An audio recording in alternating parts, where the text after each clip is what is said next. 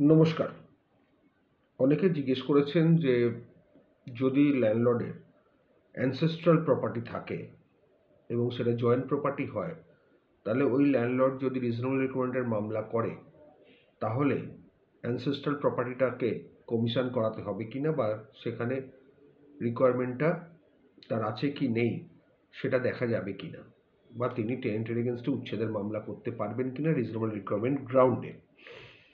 শুনুন, একটা কথা বলে দিই, রিজনেবল রিকোয়ারমেন্ট গ্রাউন্ডে একটাই কথা বলছে যে প্লেন্টিফের যা যা আছে বা ল্যান্ডলর্ডের যা যা আছে ডিসক্লোজ করতে, এবং সেটা দেখাতে হবে যে যে জায়গাগুলো অলরেডি আছে সেগুলো প্রয়োজনীয় নয়, তার রিজনেবল আরও রিকোয়ারমেন্ট দরকার।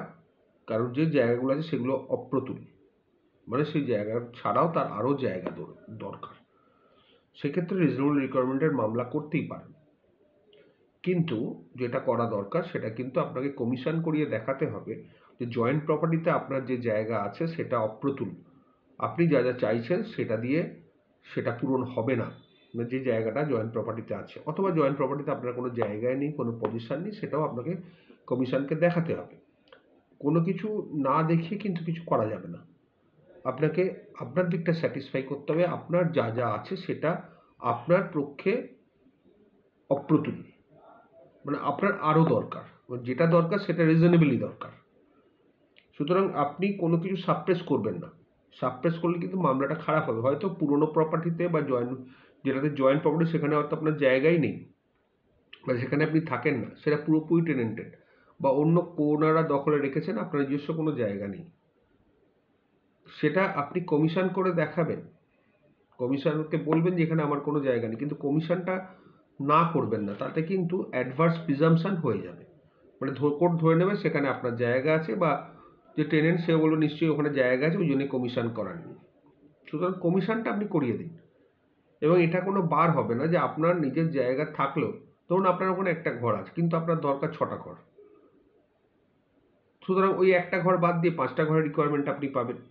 সুতরাং আপনাকে দেখাতে হবে যে রিকোয়ারমেন্টটা আপনার জেনুইন, রিকোয়ারমেন্টটা আপনার দরকার, রিকোয়ারমেন্টটা আপনার রিজনেবল, নট ডিজায়ারেবল। এইটা কিন্তু মনে রাখবেন যে রিজনেবল রিকোয়ারমেন্টের মামলায় দুটো ওয়ার্ড, একটা রিজনেবল, একটা ডিজায়ারেবল। রিজনেবল মানে আপনার অত্যাবশ্যকীয় প্রয়োজনীয়তার মধ্যে পড়ছে, ওটা না হলে হবে না। আর ডিজায়ারেবল বলছে আপনার না হলেও চলে যাবে, ঘরটা পেলে ভালো হতো। এই রিজনেবল আর ডিজায়ারেবল এটাই পার্থক্য।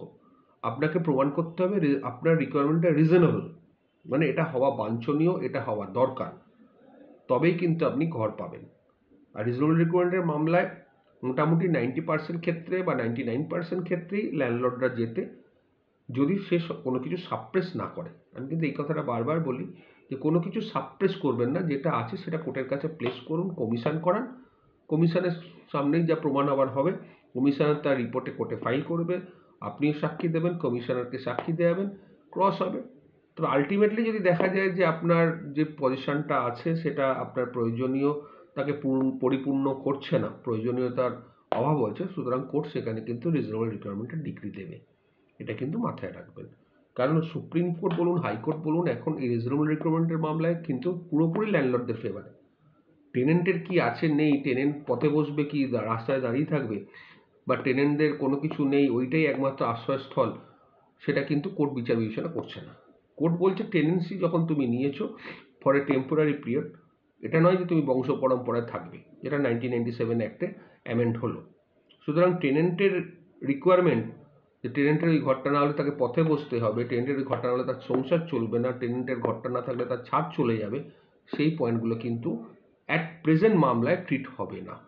শুধুমাত্র ল্যান্ডলর্ডের রিজনেবল রিকোয়ারমেন্ট, যেহেতু ল্যান্ডলর্ড বাড়িটার ওনার বা ল্যান্ডলর্ড যাই হোক না কেন, তারটাই গণ্য হবে।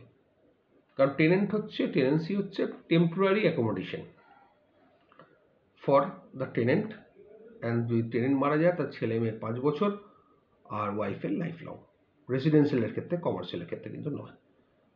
আজ এই পর্যন্তই, ভালো থাকবেন।